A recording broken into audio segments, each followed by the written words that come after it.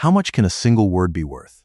When it comes to the jar in your fridge door, apparently more than you'd guess. A few years ago, one of the largest food corporations on Earth dragged a tiny San Francisco startup into court. The charge wasn't poison. It wasn't fraud. It was a single word.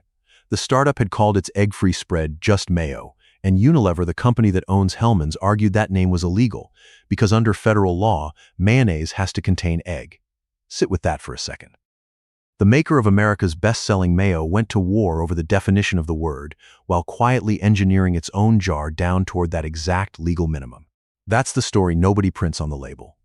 The jar on your own shelf looks identical to the one your mother trusted. Same ribbon. Same logo, barely touched in 50 years.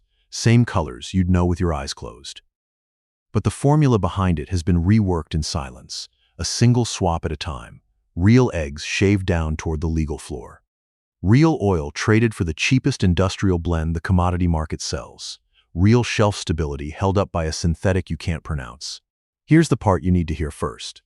If your potato salad went watery at the last cookout, if the sandwich just tasted flat, thinner, a little off, that was not you.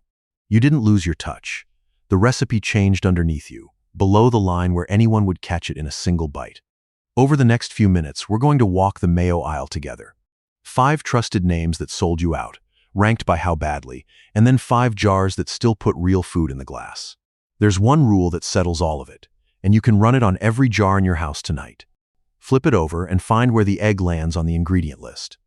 If it isn't among the first 3, sitting behind oil, water, sugar, and starch, you are not holding mayonnaise.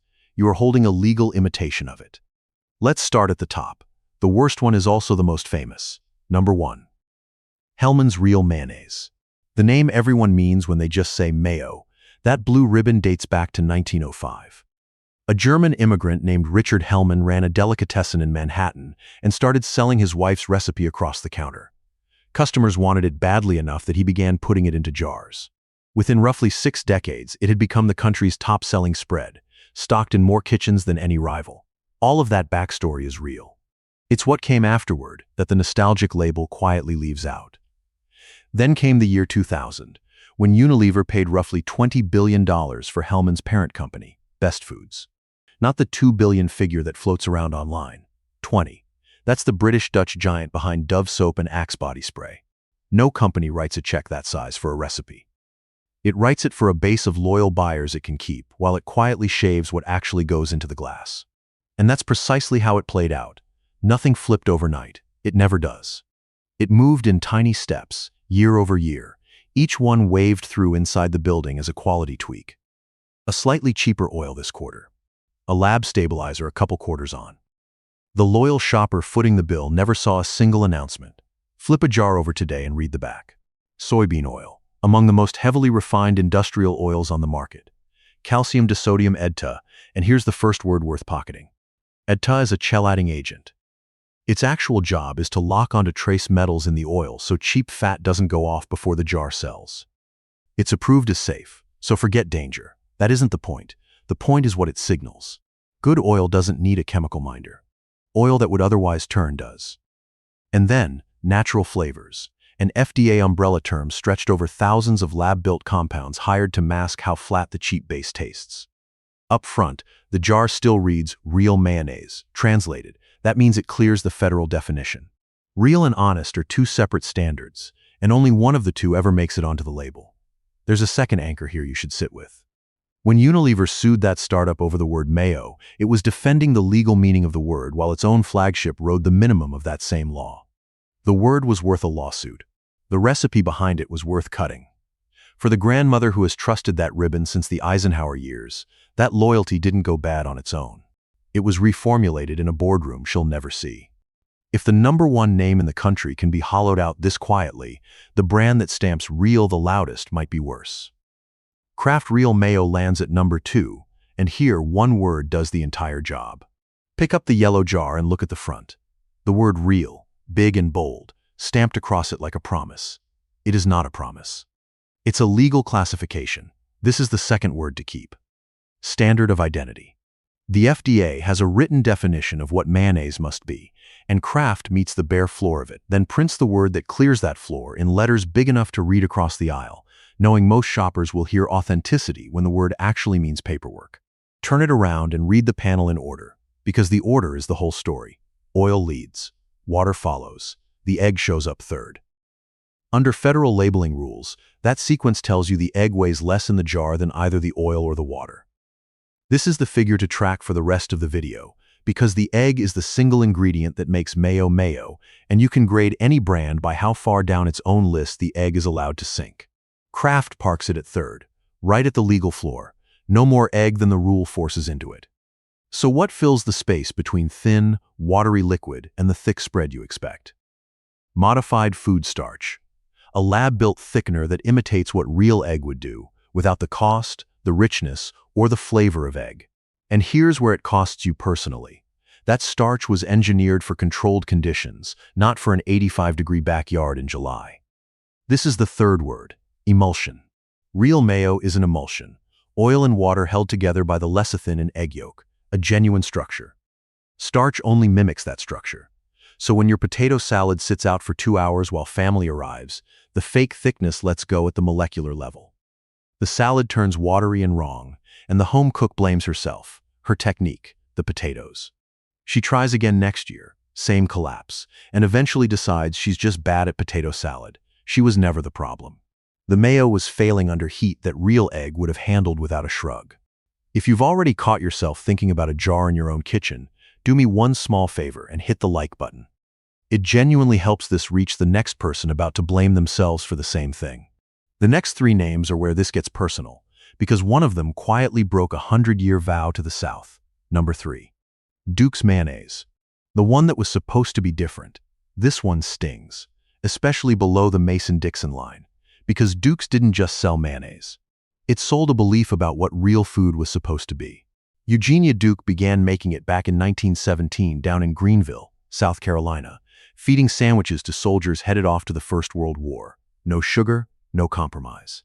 For a century, Southerners stood up for Duke's in the grocery aisle like it was blood, because it was the one bottle that had never caved.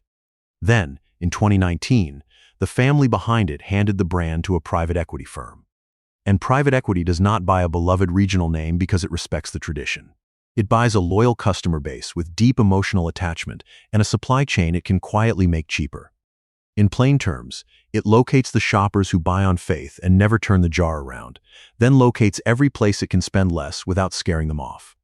The changes started within 18 months. Duke's now leans on soybean oil as its main fat, the same industrial oil as the 2 brands we just covered. There's a synthetic preservative in there now. The yolk ratio has been eased down to shave cost per jar while still clearing the definition. And it doesn't stop, because in 2025 that private equity firm sold Duke's to a bigger one. The jar you defended has now changed owners twice, and each owner has the same math to run.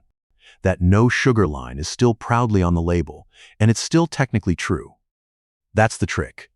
The one honest thing on the front now works as cover for every quiet substitution behind it. They kept the mason jar look. They kept Eugenia's face and the founding story. They held on to every piece of the identity that earns your loyalty, and swapped out the parts of the supply chain that actually earned it in the first place. If a 100-year-old Southern institution can be reformulated without a single headline, what about a jar that legally is not even allowed to call itself mayonnaise? Number 4. Miracle Whip. The one in the wrong aisle. Miracle Whip has the look of mayo, lives in the mayo aisle, gets spread like mayo. Most households keep a jar in the door and never give it a thought. But read the front. The word there is dressing. That's not a marketing choice. It's federal law. Remember the standard of identity? Genuine mayonnaise has to be at least 65% oil by weight. Miracle Whip sits well below that bar, so the law bars it from the word. So what takes the place of the missing oil? Water and sweetener. High fructose corn syrup, running about 2 grams of added sugar per tablespoon. Real mayonnaise carries none, and it stacks up faster than you'd think. Picture a normal summer weekend in a house that treats it like mayo. Saturday, potato salad, a few spoonfuls through the bowl. Sunday, coleslaw. Monday, leftover sandwiches. By Tuesday morning, that family has swallowed somewhere near 22 grams of added sugar without touching a dessert. The American Heart Association caps a woman's entire day at 24. One condiment, across one weekend, nearly a full day's ceiling. And no one tallied it, because it was shelved and used as mayo. Now turn the jar and find the egg. Water, soybean oil, high fructose corn syrup, vinegar, modified cornstarch, eggs. The defining ingredient of mayonnaise, sixth on its own list. That's the axis I told you to track, and this is the far end of it. Kraft set the egg at third. Miracle Whip drops it to sixth, behind two kinds of sweetener and a starch. For the grandmother who's been folding this into her deviled eggs and tuna for 50 years, sure, she was serving something lighter than mayo. It was never lighter. It carried more sugar than the mayo ever would have. If a jar can keep corn syrup hidden in full view for decades, the cheapest option on the shelf has to be trimming somewhere too. Once the price sinks under what honest mayonnaise actually costs to produce, something inside has to give. Great value mayonnaise takes number 5, the legal floor, price to match it. The store brand looks like the obvious deal at about 11 cents an ounce, and millions of families reach for it without a second thought. This isn't a knock on shopping smart. It's about what happens when every single call inside the jar answers one question. What's the cheapest thing we can put in here that still clears the legal definition of mayonnaise? Start with the oil. It's the lowest grade of soybean oil the bulk commodity market carries, the kind premium brands walk past refined at the highest heat with the harshest solvents to squeeze out maximum yield. By the point it lands in the jar, it's been cooked and chemically stripped until almost nothing of the original oil survives. The egg is dialed to the exact legal minimum once more, not a drop past what the rule requires. And then there's the part nobody mentions, cellulose gum, a fiber that comes from wood pulp, standing in for the creaminess a real egg and oil emulsion would create. You are spreading processed wood fiber on a sandwich and calling it mayonnaise. Now do the honest math. Great value runs about 11 cents an ounce. Better jars run 18 to 28. Across a whole summer of cookouts, the difference adds up to maybe $8 to $12. Less than one fast casual lunch, spread across 3 months of groceries. That's the actual trade, about $10, in exchange for commodity oil and wood pulp gum instead of real eggs and real fat. For a family buying the giant jar to stretch the budget, that jar is volume, not food. So walk to your fridge tonight. If any of these 5 are sitting in the door, pull them out and read the panel. Scan for soybean oil up top, for modified food starch, for EDTA, for natural flavors. Then find the egg. If it isn't among the first 3, you already know what you're holding. Now, before you throw anything away, hold on, because it isn't hopeless. 5 jars still, do this the honest way, and I'll show you each one. But I have to be straight with you about something. The internet gets wrong, and it changes how you should read every clean label from here on. Here's the myth. You've seen the video where someone drops mayo into a glass of water, it doesn't dissolve, and the caption screams that it's plastic? Ignore it completely. Mayonnaise is an oil-based emulsion. It is designed not to dissolve in water. Homemade mayo made from nothing but egg and olive oil won't dissolve either. That test proves nothing except that the person filming doesn't understand what they're looking at. There are 2 tests that actually work, and you already know one. First, the panel. Where does the egg fall? Second, the mound test. Put a small spoonful on a plate. A real egg emulsion holds a firm mound for close to a minute. A jar propped up by starch or gum flattens and weeps within 20 or 30 seconds. Structure you can watch, not chemistry you have to trust. Keep both of those in hand, because they're about to separate the real jars from the marketing. And there's one more thing I need to be honest about, because the easy version of this story is that the good guys are plucky little independents fighting the giants. That's not true anymore. Most of these 5 have been bought too. The difference is what the new owner left in the jar. Judge them by the panel, not the pedigree. Number 5. Primal Kitchen Avocado Oil Mayo. Mark Sisson started this in 2015 around one blunt question. What would mayo look like if you built it from the finest oil available rather than the cheapest one on the market? The answer is a short list. Cold-pressed avocado oil, organic eggs, organic egg yolks, organic vinegar, sea salt, rosemary extract. 6 things. That rosemary extract isn't decoration. It pulls the same preservative duty EDTA handles in the budget jars, except through plant antioxidants instead of lab chemistry. Spoon it out and it holds a real mound, because the structure is genuine egg emulsion. But here's the honesty beat I promised. In 2018, Kraft Heinz bought Primal Kitchen for around $200 million. Yes, the same Kraft that sits at number 2 on the list you just watched. So why is it still down here on the honest side? Because so far, the panel hasn't changed. Kraft bought it precisely because clean is what it sells, and the label still reads the way it did. That's the whole lesson in one jar. The owner doesn't tell you what's inside, the panel does. Keep watching that panel, because the day it grows a synthetic stabilizer is the day this jar moves lists. Number 4. Sir Kensington's Classic. 2 college students started it in 2010, building the brand around one gap: the distance between what condiment companies show you in their ads and what actually appears on the ingredient panel. Their mayo runs on sunflower oil that's expeller pressed. That's the 4th word worth keeping. Expeller pressed means the oil gets pressed from the seed by machine, under pressure, rather than being rinsed out with hexane. The petroleum-based solvent mass-market oils lean on to wring out the final drop. It costs more to skip that step, and they pay it. Free-range eggs, distilled vinegar, lemon juice. That's the story, and it holds under heat instead of weeping into your potato salad. And the same honesty applies. Unilever, the owner of Hellmann's, bought Sir Kensington's in 2017. So 2 of the 5 honest jars are now owned by 2 of the corporations we just exposed. I'm not going to pretend that away. What I'll tell you is that the panel is still real and still traceable, and that's the only thing that's ever protected you. The logo lies. The backstory can be borrowed. The owner can change. The ingredient list, read in order, is the one thing that can't be dressed up. Number 3. Chosen Foods Avocado Oil Mayo. Here's where one specific trick matters. A lot of the avocado oil mayos on the shelf are secretly a blend. They cut a little avocado oil with cheap soybean oil, then splash the word avocado across the front in bold, and you pay a premium for industrial filler in a costume. You catch it with the panel again, read the first oil listed, then check whether a second, cheaper one is tucked in behind it. Chosen Foods doesn't run that play. 100% avocado oil, no blending, 5 ingredients, cage-free eggs, rosemary extract, backed by real third-party non-GMO, and gluten-free seals instead of vague front label claims. It runs around 24 cents an ounce. The gap between this and the industrial jars is under $1, and that difference buys real eggs and real oil. Full disclosure, because I'm holding all of them to it, Chosen Foods is majority owned by a private equity firm too, since 2021. Same rule applies. It stays on this side of the line because the panel earns it, not because of who signs the checks. Number 2. Kewpie.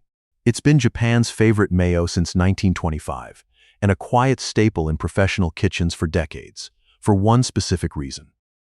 Kewpie builds its jar on egg yolks alone, never whole eggs. The American giants all reach for whole eggs because they cost less, but the white mostly adds volume and little else. The yolk is what carries the lecithin that holds a stable emulsion and the richness that makes mayo taste like anything at all. A century of refinement guarding that single principle. The result is more golden, more stable, noticeably richer, and it's made with rice vinegar instead of harsh distilled white. But I have to stop you before you grab the American jar expecting a clean label, because this is exactly where these videos usually lie to you. The Kewpie sold on us shelves is not the Japanese domestic formula. Read the American panel and you'll find monosodium glutamate, added sugar, and yes, calcium disodium EDTA, the same chelating agent we flagged on Hellmann's. So buy Kewpie for what it genuinely is, the best egg yolk emulsion in the aisle, unmatched richness and structure. Do not buy it believing the US jar is a short, clean list. It isn't. That's the difference between me and the label. I'll tell you why it's still worth it and where it isn't. Number 1. Spectrum Organics Olive Oil Mayo. Spectrum has been turning out certified organic products since 1986, back when organic meant a production commitment and not a marketing font. Their mayo is blended with organic olive oil, drawing on a Mediterranean tradition of whipping olive oil and egg together that goes back centuries. This isn't some new invention. It's a return to the way mayo was built for generations, long before a boardroom decided EDTA was cheaper. And the mechanism is real. Olive oil carries natural polyphenol antioxidants that handle the very job synthetic EDTA is hired for, the way nature had already solved it. The organic certification covers the whole supply chain. No pesticide residue, no GMO crops. The flavor is distinct. Some people love it on the first bite. Some need a full jar to recalibrate off industrial mayo. Either way, once you've tasted the real thing, the imitation stops fooling you. And to close the loop honestly, Spectrum is owned by a large natural foods company, Hen Celestial, and has been since 2005, which brings the whole thing back to the one rule that survives all of it. Not one of these 5 is alone independent anymore. Corporations and private equity own most of them. And it doesn't matter, because the thing that protects you was never the brand's independence. It was the ingredient list, read in order, egg near the top. So let's lock in what you actually know now, because it's more than when you started. You know the standard of identity, the federal floor brands build down toward, and why real on the front is a legal word, not a promise. You know what an emulsion is, real egg yolk structure that holds a mound and holds up in July, versus starch and gum that collapse and weep. You know what a chelating agent like EDTA is really doing in the jar, babysitting cheap oil so it doesn't turn before it sells. You know what expeller pressed means, oil pressed out mechanically instead of washed out with solvent. You know the sugar hides in the dressing and the wood pulp fiber hides in the bargain jar. And you know the two tests that never lie. Find the egg on the panel and watch whether a spoonful holds its shape. Most of all, you know the rule that outlasts every owner, every logo, every 100-year story. The corporation can buy the brand. The private equity firm can buy the corporation. None of that reaches into the jar. Only the panel tells you the truth, and now you can read it. So turn over every jar in your kitchen tonight. If the egg isn't among the first three, it isn't mayonnaise, it's a legal imitation of one, and you never have to be fooled by that front label again. If this made the mayo aisle make sense, send it to the person in your family who's been making the potato salad and quietly blaming themselves. It was never them. Stay sharp, read the panel, and I'll see you in the next one.